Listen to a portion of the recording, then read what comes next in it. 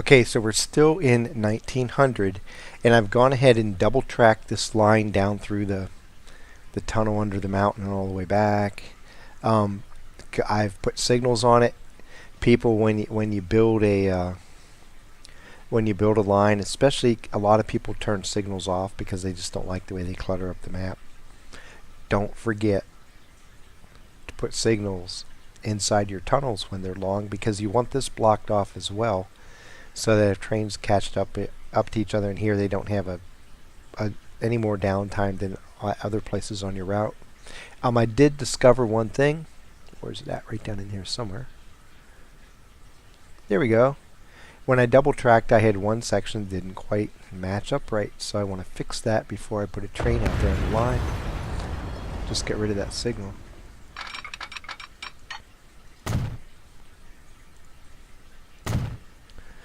Something like that would have caused the trains to run the whole line using just the original line as a two-way track, and they would have met each other and stopped and stared at each other and dared each other to hit the other one, and it would have collapsed that line in terms of profit.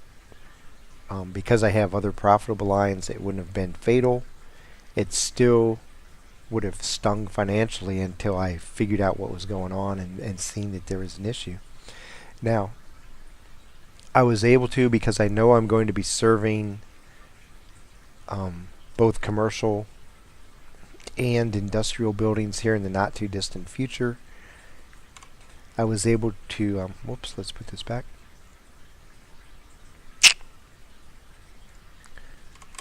I want to go out of build mode. And I was able to locate my freight service terminal in an area that picked up all the current industrial and commercial buildings in town. So that was pretty good. And the other thing is, I don't have to wait to put trucks on the line. I already have trucks ready to go. I already have a train running grain into my farm here. So as soon as my trucks get out and go, they'll start being assigned some of this product. And for a while, we'll split the food between Virginia Beach and Anchorage off the initial train. When the other train makes a couple runs and gets up and going, it'll reach full capacity really quick. It'll just start spreading out, and then we'll see how well I'm doing at meeting the demands of both Anchorage and Virginia Beach.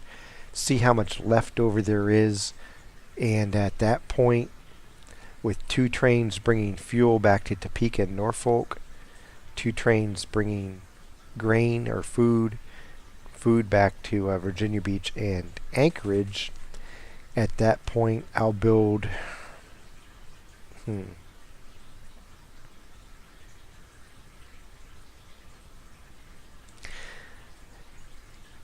I'll probably just build from this depot over into Anchorage, and we will start splitting things amongst all the towns. I'm trying to think if I'd rather go from here to the, add in here and just skip the town, and that way I can build a line of trucks that just goes. As a matter of fact, this is probably what I'll do. I'll extend my road. Let's see. There's a little bit of a road here. It's not really in a useful position.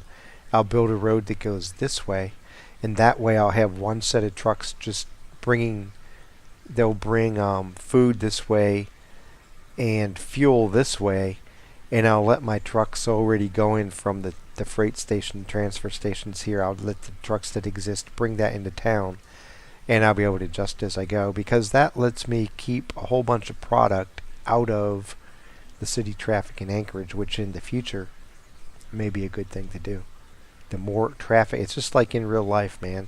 You have a bunch of semis running through the middle of town, it just mucks everything up. Whereas if I can have them go this way and avoid town, that'll be better for the future. Right now, it really isn't going to impact it too much because there's not a lot of traffic yet, but it won't be too long.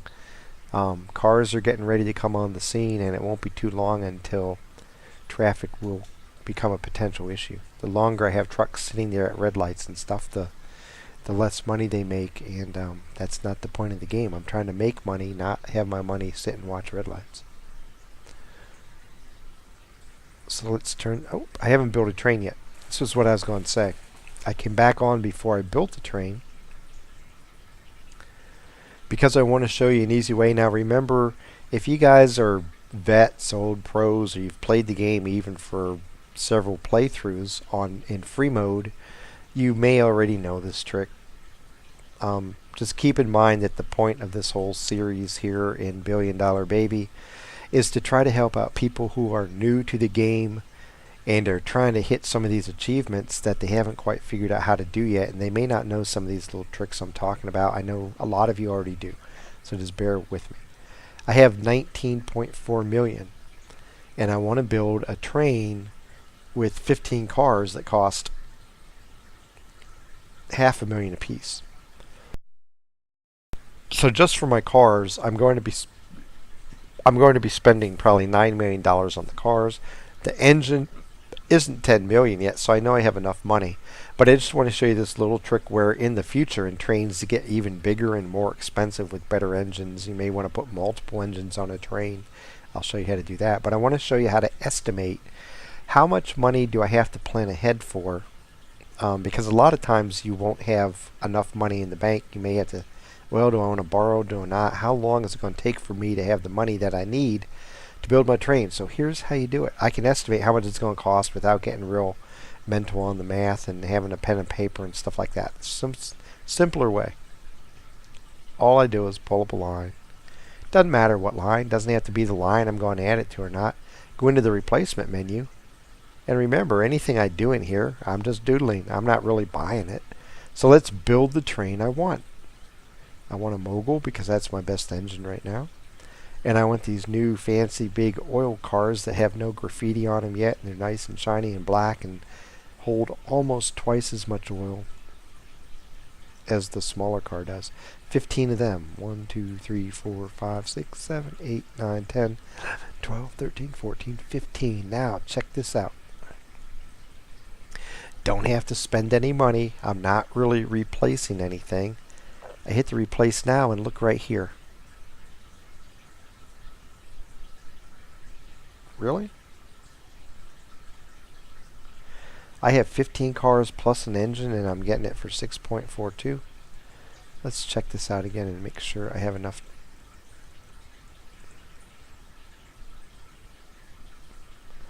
Because at 579, am I getting a discount for bulk here?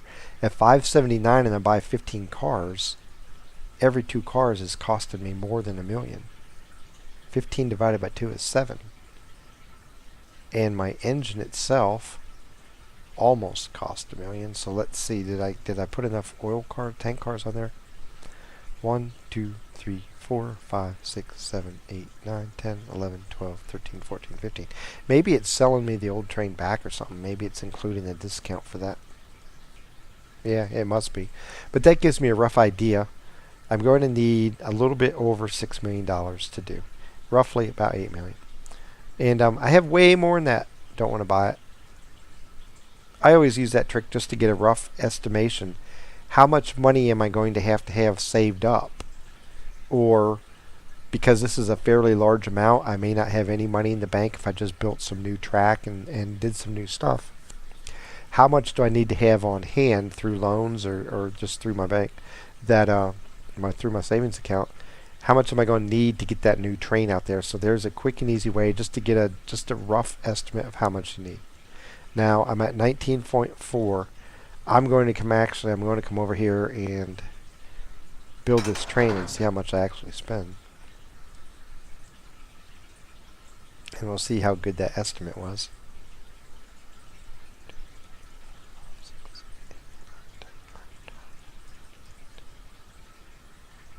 And as you can see, it was more toward 9 million. And I think that's because when you do the replacement window, it sells back your old train.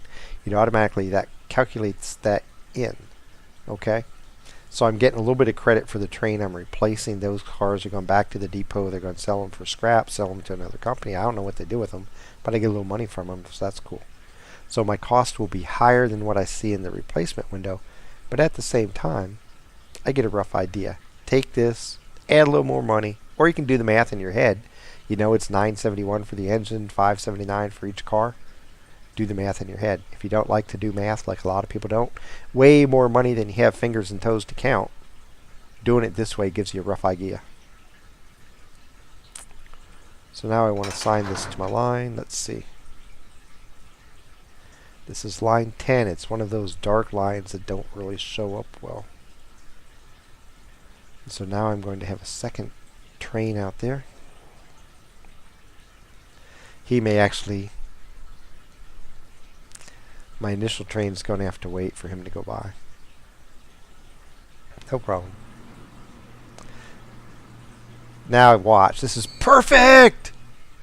This is exactly what I'd hoped would happen, because I get to show you how poor placement of signals messes you up.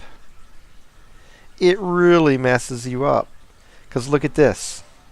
He's stopped here, but his cars extend past the split in the track. He's stopped here. His cars extend past this junction where he has to go.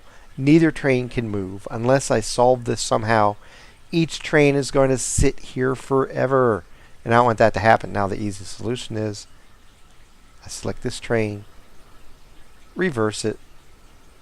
Matter of fact, send it to the depot. As soon as he goes to the depot, he hasn't been online. I haven't lost any product, but I wanted to show you how poor placement can really mess you up. He's going to go by, and just so that can't possibly ever happen again without me noticing it, I'll just put a signal right there. And that way, anybody being added to the track, because I know here in the future I'm going to want to add probably at least one, probably two more trains to the line. And if I'm not sitting there watching it happen, it can't do that, because now he will stop right here, and actually it could repeat itself, and I'll show you why. Because if he gets here first, he stops. This guy gets stopped here, and repeat the same process. So what I really want to do, and I told you when I did this a while back and built these signals like this, it could be a problem in the future. Well, there's where you see why. I want this guy to be totally away from this junction and this junction before he meets a signal. So the way it's built now, you can see this 15-car train is going to completely clear here by the time he meets this signal, and that's the way I'm going to leave this. Now, with this signal here to stop anybody coming out of the depot, and I remove this signal, there's no way they can get into trouble now. Just something to be aware of when you build signals. When you build two signals close and you have another junction close by, that can cause a problem. That's resolved. No pain for me at all, other than maybe a month or two of a train running empty, but at where I'm at right now in the game, it doesn't matter. I wanted to show you an example of signals being messed up, because if I hadn't been here watching, if I decided, hey, I'm going to go and write a paper for college, which I'm not. I already have a degree in meteorology. But if I had something else around the house where I built this train and let it get out in the system, and I walk off and let it sit there for half an hour and burn up a bunch of years, it's going to sit there and do absolutely nothing. They're going to sit there and stare at each other and dare each other to move.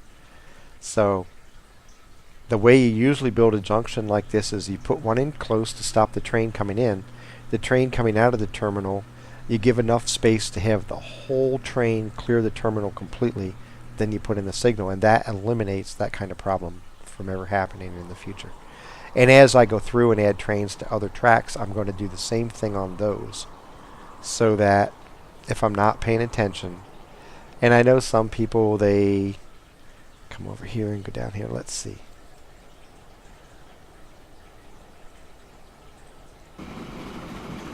Let's pull up every train that we have.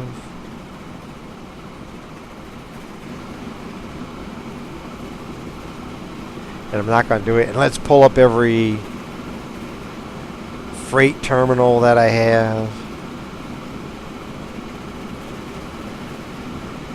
And this will be like Mission Central command post. I'm going to watch everything at once, everywhere on my whole route. And you end up, by the time you get to the end of the game, you have all this stuff around the outside, and you have this little square in the middle where you have to lean down close to your screen and peer through just to see what the hell's going on in your game. It's like sometimes you have something of interest that you really want to focus on. Normally when you add a new train, add a new line, you want to get your cargo coming in off the railhead and being distributed to town. You want to have that in sync. You're monitoring, are your trucks doing an efficient job of getting that to town? Do you need more trucks? Do you need less trucks? That makes sense to put it up here and watch.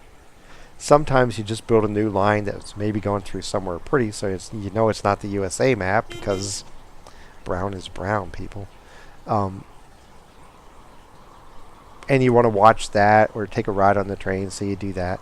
But overall, you just bring up whatever area you want to focus on. When you clutter up your whole screen, it's just, my mind boggles on how you can even keep track of what all you're seeing. Just roam around your map and monitor things. Like right now I'm checking, I don't have any big backlogs anywhere. I don't have anything that I have to worry about. I know none of my trains are on tracks where they're going to get stalemates and face each other down. I don't have to worry about that. Literally nothing that requires my immediate attention, so why do I have these windows open? I just clutter up my space. Now, some of you may have asked this question. In last episode, I talked about how much of a financial boon this is going to be for me down here in the south. And we have iron ore mines in the game. We have, let's see if I can find one real quick. Of course, now that I want to talk about it, I won't see it. We have a coal mine in the game. But I've discovered another mine in the game, and that's a gold mine, because this setup I have down here, believe me, when this is up and running and servicing all 4 towns, this is a financial gold mine. Don't have an icon for it, don't have an actual mine, but this setup is. Some of you are going to ask, well, if that is so good down there, Tazlon, why didn't you start down there? And that's an extremely legitimate question. Very, very smart question, very astute question, especially if you're new to the game. Why didn't I start down here when at this point in the game it's going to yield way more money for me than the northern sector of the game is right now? And there's what I hope you think is just as legitimate an answer. And that is, right now I'm running the 260 locomotive. I just had the next locomotive come on board. And it goes, when I started the segment, I only had the 260. It goes 47 miles an hour, running at full speed. My starter train only goes 25. So let's look at this long route I built from Norfolk down. And this is line 8, okay? And this will let you know why I did it the way I did it.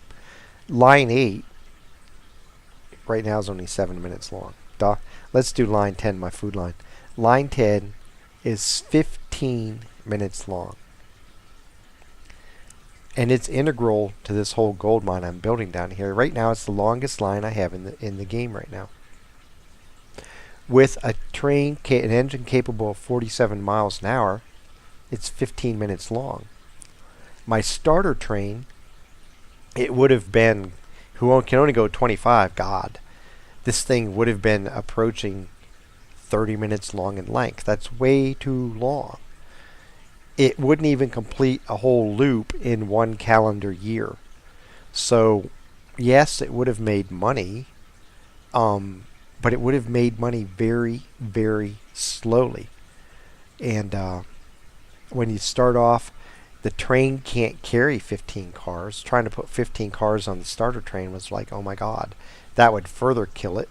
Plus, if you remember, I built this big long tunnel right here that first starting off in hard mode with only 1.2 million in cash, I didn't have enough money to build a line this long and dig a tunnel. I didn't have enough money to make enough cars on the train to even consider making a train that long. And financially, And speed wise, this line was too long to start on. So what I did, remember I said, try to find a line between 9 and 20 minutes. Economically, that's a viable length line to start on. So I built a shorter line, then I built a line that was just a little bit longer, built an extension on that to get another train that's even a little bit longer. As my engines pick up speed, I'm making lines that are longer to take advantage of that faster train. Fuller, faster, bigger, and longer, the 4 keys to your success.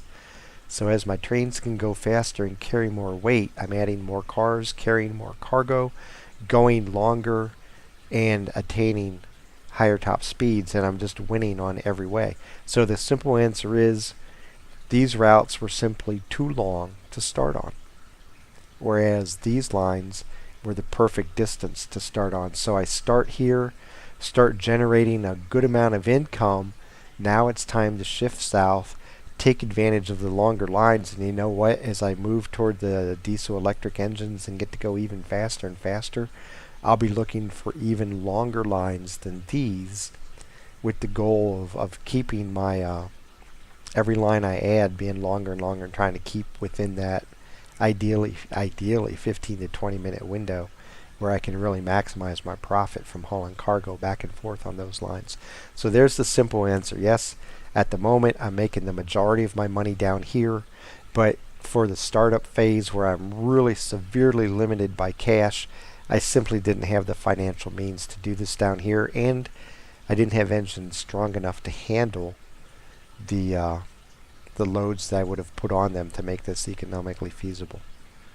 So when I come back, I'm basically going to be exploiting these 2 lines as much as I can. I'm going to let all these trains get up to speed, and then I'll look at connecting my two distribution lines and spreading the wealth out to all towns between these 2 products, and then I will go from there.